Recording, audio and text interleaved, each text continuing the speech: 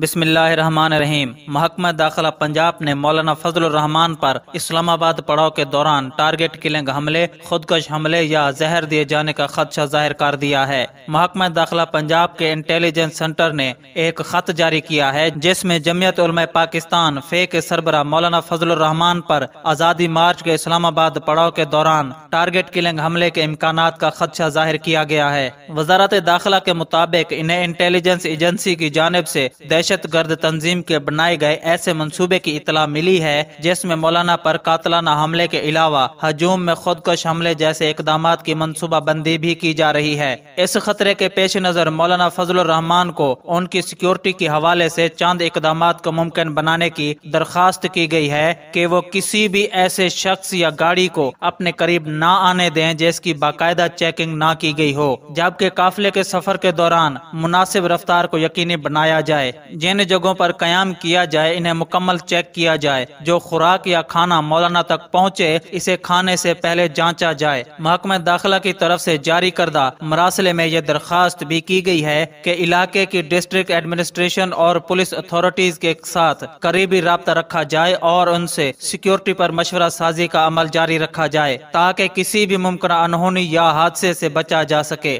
تو ناظرین، آپ کا اس بارے میں کیا خیال ہے؟ نیچے کامنٹ باکس میں اپنی قیمتی رائے کا اظہار ضرور کریں۔ اللہ حافظ۔